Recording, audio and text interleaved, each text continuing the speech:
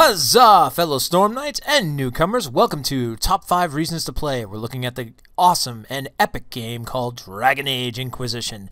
I say awesome and epic because I've been highly anticipating this game. I've been waiting a long time, been to a lot of PAX panels and done a lot of research. Now, keep in mind I'm only about halfway in the game, but I'm already going to say this is my game of the year, without a doubt. So anyway, let's get right to that top 5, shall we? Number 1, we're talking characters. If you haven't played any of the Dragon Age games, or even if you have, you're going to remember certain characters, and new characters, of course, are going to be in this series and stuff. But each one of them is really, really well done. They are written fantastically. They all have their own little subplots and their own sub-things going on. On top of that, the banter between each character together when you're like roaming around or adventuring, or the stuff they ask you as you're roaming around adventuring, it's just amazing. They've done a fantastic job, and I'm so glad to see characters that I know from the past and things like that. Number 2, exploration. Now, there was one thing I was fearing with Dragon Age, because a lot of the panels were talking about these big giant areas that you can go and explore and ride your mount around and things like that. And that's great, that's fine, but the problem was I thought it was going to be like a wasteland, you know? I mean, like a lot of RPG games say, oh, we got these big areas to look around and stuff, but there's nothing to do. And that's the problem with some RPGs. I can tell you right now, without a doubt, that is not the case in Dragon Age. Everywhere you step, like if you step literally like, you know, a few feet away, there is something to come across or something to do. And each sub, or each like hub area and stuff like that, because that's how it's built. It's not an open world. It's all hub areas within these 2 big maps, or within these 2 lands, I should say, not maps. They basically are, they're just all their own distinct like ways. You have like right now we're looking at the hinterlands and a dragon that I ran into. I had to show that off. You guys had to see the dragon. I mean, look at how awesome that is. And then you have places like a place called the Storm Coast, where it's raining and the ocean is just smashing against the rocks, and there's all these little like tunnel ways and things like that. Actually, this is the Storm Coast right here, so you can get a kind of an idea. So as you can see, each of these hub places are, you know, they all have their distinct flavor and look and everything, and that's fantastic. All right, number 3, combat.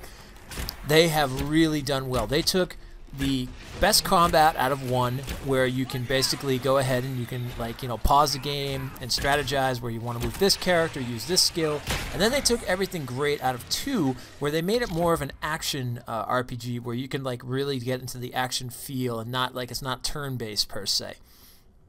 And I think, honestly, that's perfect, because you can turn it into a turn-based, because you can just go ahead and, just as you can see there, that advance time, so holding down your right 2, it will advance until you, like, and once you let go, it pauses the game again. So you can turn it into a turn-based game, or you can just go straight out action if you feel that maybe you're fighting 1 or 2 enemies and you know you got this.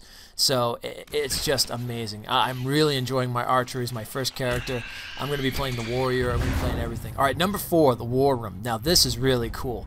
So the idea behind it is I'm not going to get into any spoiler territory, but you're like the herald or whatnot, and you basically get this control over, you basically get to like decide on certain things and whatnot. You have 3, so far, you have 3 like advisors and whatnot that will help you make decisions and things of that nature. So all over these 2, like I was talking about, these 2 big maps, you have Ferelden, you have Orlais.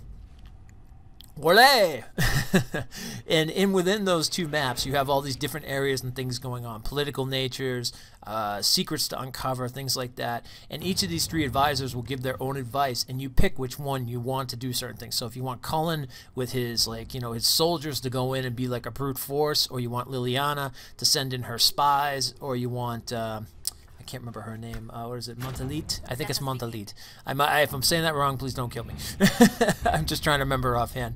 But yeah, so it's just amazing. All right, number 5, lore. Now, in any RPG, I am a huge fan of lore. I love to know everything that's going on. Yeah. Take a word from that, Destiny.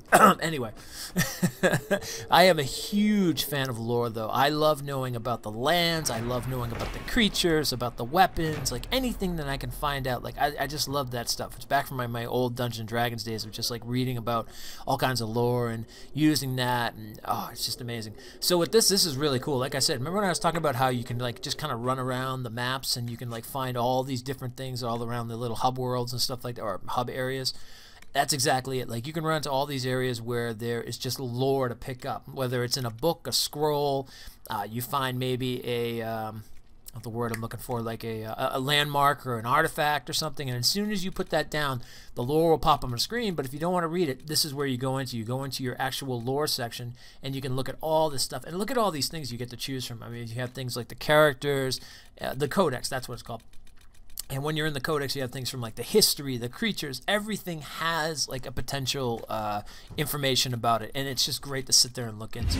So anyway, guys, this is Dragon Age Inquisition. This is top 5 reasons to play. I hope you get a chance to check this game out. It's absolutely gorgeous. This is the PS4. I was blown away by the first time I started playing this. The graphics look amazing. Everything is awesome. I'm out of here. Huzzah! Huzzah, everyone, it's Elemental Storm. It's how to play, and we're looking at the Binding of Isaac reboot.